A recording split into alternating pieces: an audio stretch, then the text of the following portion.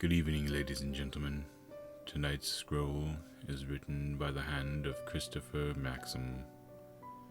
It is entitled, I was offered $5,000 to sit in a room for a week. It wasn't worth it. I was referred by a temp agency. I had no idea who I would be working for or what the job would entail. I only knew that the pay was good. A week-long excursion at $725 a night, more than enough to pay off a couple of credit cards and a good chunk of next month's rent. For that price, I would have done almost anything. I only wish I knew at the time what I was getting myself into. When I arrived at the address, I was surprised. It was a large facility at the end of the dirt road in the woods, 2 towns over.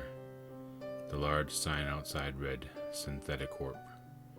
It was a plain, white, 3-story building, void of identifying markings. Its appearance gave me no clues to its purpose. Its location was even more baffling.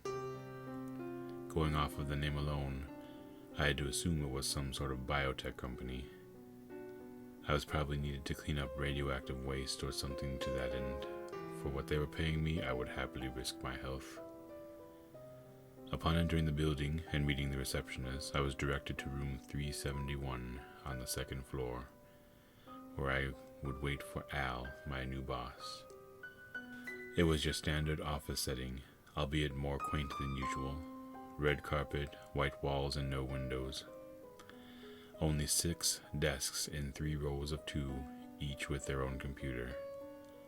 At the back of the room was a large wall covered by a one-way mirror, an opening with steps on either side of it. Inside was a single chair, desk, and landline phone, probably a place for supervisors to oversee productivity. Other than that, the room harbored no points of interest, unless you fancied the waste bin and a fern in the corner. An older gentleman opened the door to the room and came over to shake my hand, introducing himself as Al. He seemed to be in a rush, wasting no time in describing the task at hand.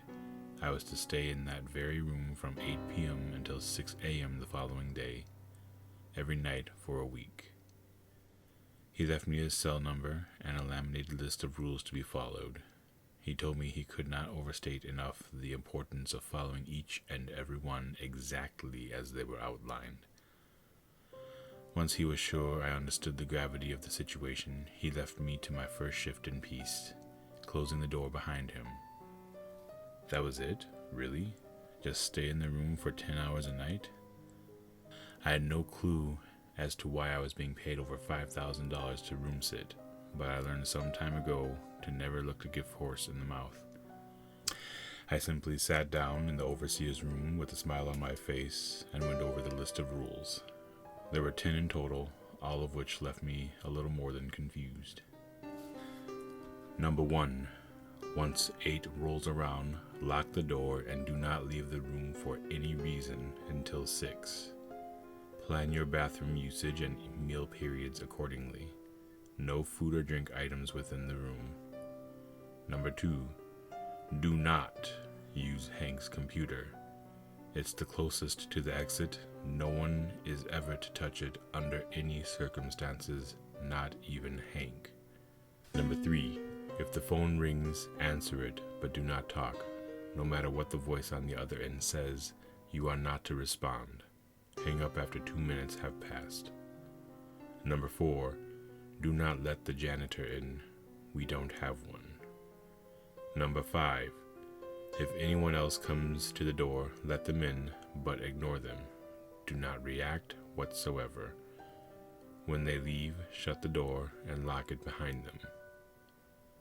Number 6. If the waste bin changes locations, place it back in the corner as soon as you notice. Number 7. If I stop by, only let me in if I know the password. Number 8. At 9:30 precisely, set each of the computer's home screens to different URLs except Hank's. Do not react to the images. Act normal. Number 9. If you see Harvey, feed him one of the treats from Lisa's desk. the one opposite Hank's. Number 10. If there's an emergency, call my cell, but not after 10:05 p.m. Below the last rule was a final sentiment, scribbled over the laminate in pen. No one has made it past night 3. Good luck. I was perplexed, wondering for a moment if Al was a lunatic, and if that was the reason no one else had lasted. Perhaps his quirks were too much for the previous candidates and they backed out, fearing for their safety at the hands of his fragile mind. I would not be swayed so easily. Even if Al was crazy, I would happily take his money for what was shaping up to be a very simple job. At least, that's what I thought. Day 1 was utterly boring. Nothing remarkable happened. Definitely not anything to the extent of what Al's list would have me expect. At 9:30, I even changed the URLs on the computer, if for no other reason than to feel somewhat useful. The next night, however, was a little different. Day 2 started, as it normally did. I settled in for another long night, making sure to eat and empty my bladder before locking myself in. At 9:25, just as I was about to ready myself to change the home screens again, I saw it. The waste bin was right there at the top of the steps to the overseer's room. I certainly hadn't placed it there. I felt a small spike in my adrenaline before calming down with a smile. The waste bin, the list. It was all a joke at my expense. Al would be in the next room, waiting anxiously to see the look on my face. I raced out to the office floor. There was no one there. I walked over to the exit and shook the knob. It was still locked. Confused and a tinge scared, I swiftly picked up the waste bin and walked it back to the corner of the room. I checked the time, 9:30.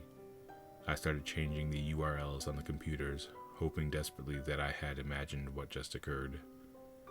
After skipping Hank's desk, I typed in the last website on PC number 6.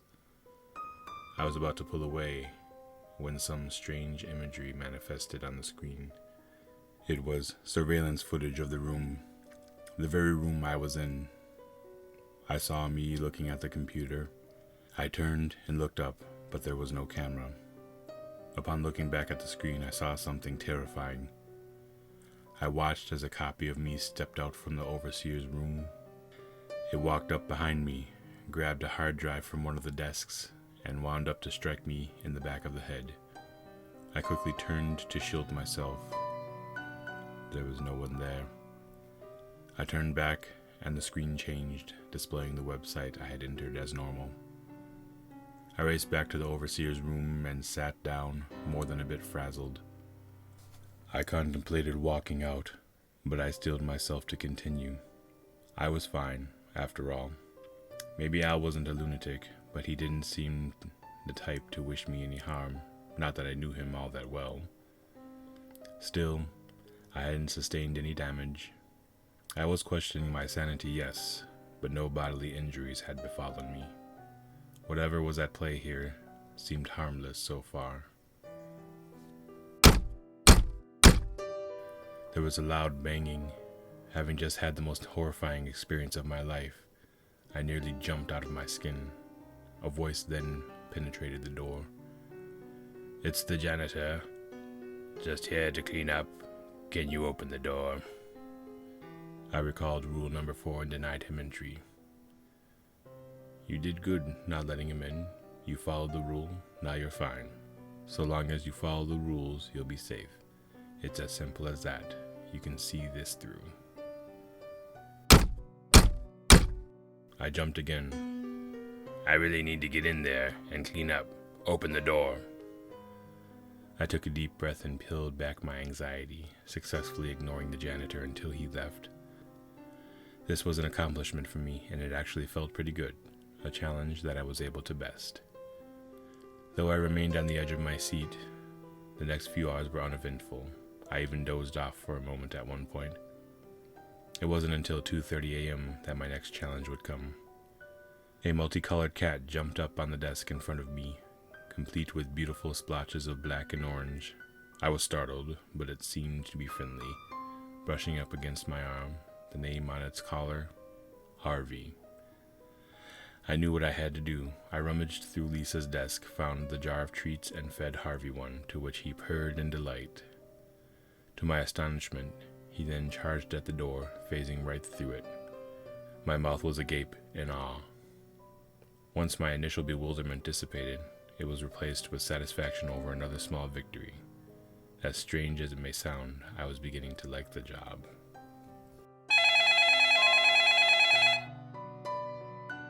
It was the landline.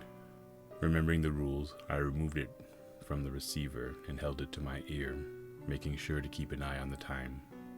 "Hey, it's Al. I'm going to be stopping by pretty soon to do a little work. How's the job treating you so far?" I remained silent. "Hello? You know you can talk if it's me, right?" I picked up the set of rules and looked them over again. There was nothing about Al calling. I didn't respond. "This is no way to treat your employer. If you don't say anything, I'll have no choice but to fire you. Do you really want that?" I stood my ground. Only 20 seconds to go. "Fine, I'll see you soon to relieve you of your duty. I guess you couldn't even make it past night 2. The 2-minute mark came, and I hung up on him. I felt safe as another hour went by, reflecting on the trials I had faced thus far. I was bewildered, but determined. I wasn't going to let the room cloud my judgment. I was in control. "It's Lisa. Can I come in?" Though hesitant, I had to abide by Rule 5.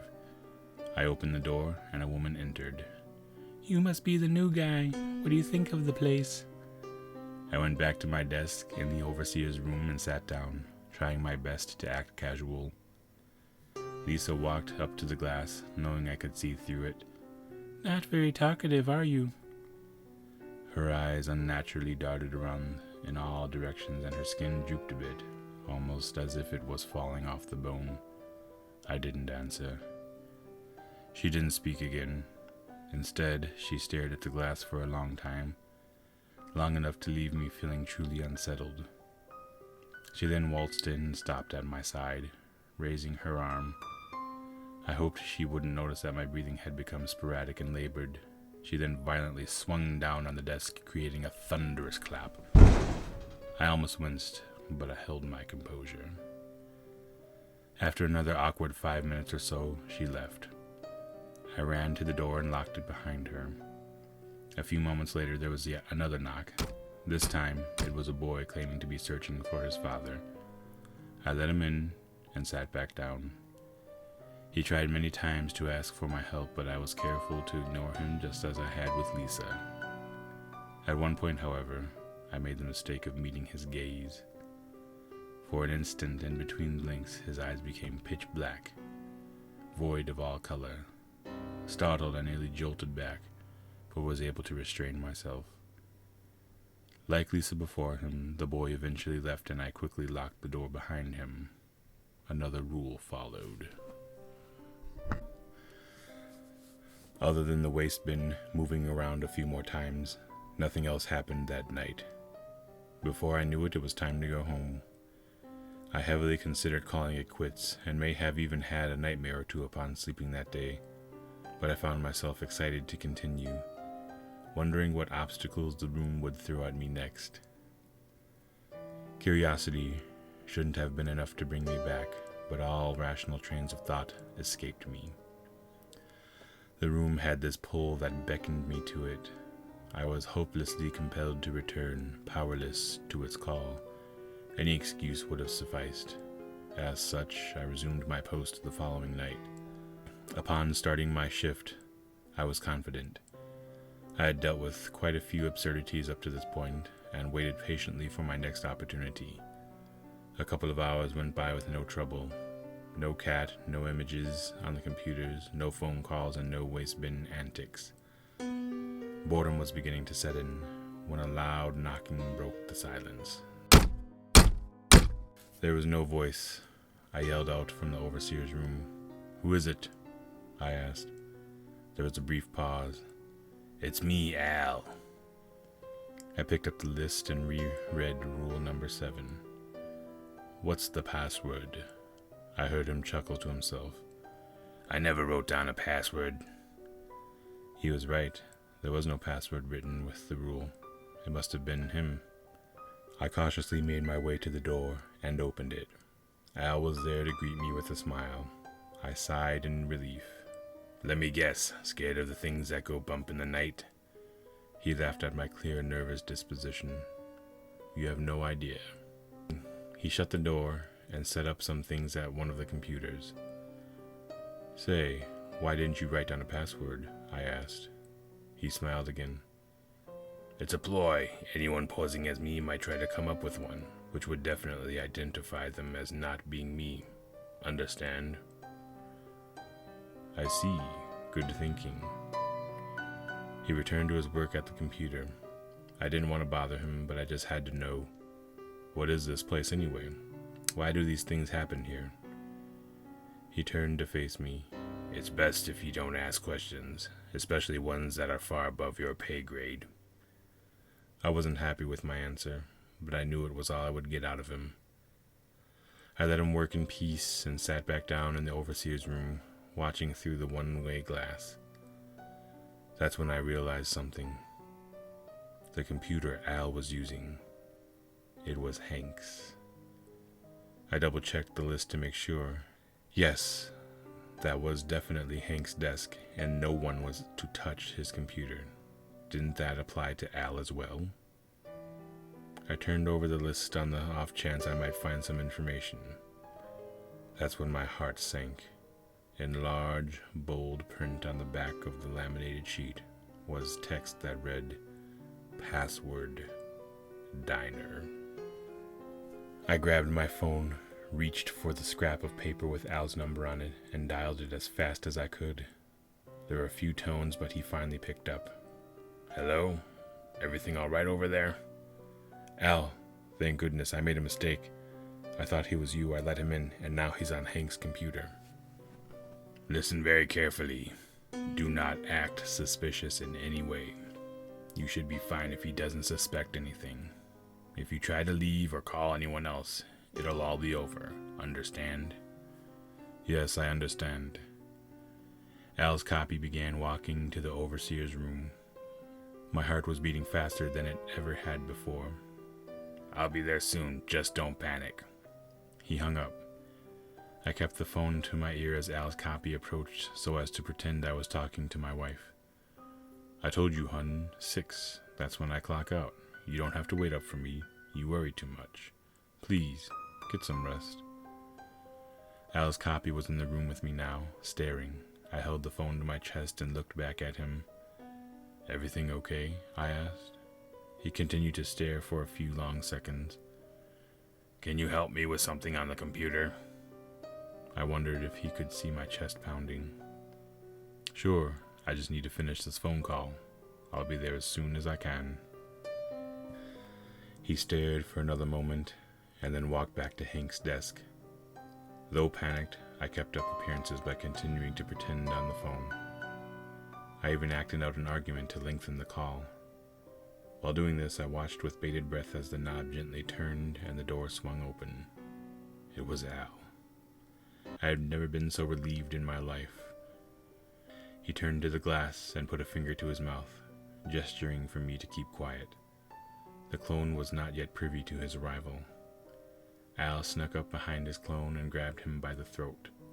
The imposter struggled, but eventually succumbed to his vicious grip. He fell to the floor, a lifeless hull, before disintegrating into the carpet. I ran to Al and thanked him. I also apologized profusely. "No need to be sorry. This isn't the first thing to make it into the room, and I'm sure it won't be the last either. I'm just glad you're okay." He smiled. "Speaking of which, mind shutting the door? Wouldn't want another one of me stopping by." "Of course." I walked over to the door and then realized something. I had left it unlocked after the copy came in. That's how Al was able to enter. Remembering the final rule, I slowly pulled out my phone and opened the call log. My most recent call connected at 10:18 p.m., 13 minutes past the deadline. I turned around to see Al standing right behind me. "Al, what's the password?" He grinned. "What password?" I ran out of there as fast as I could. The room still has a strange hold over me, but I will never go back. At least, I hope I won't. Happy Labor Day. If you enjoyed tonight's tale, please go to the author's page on Reddit. And if you happen to have any money to spare, please go to his PayPal page and donate. I know he would appreciate it very much. Links to the author's page can be found in the description.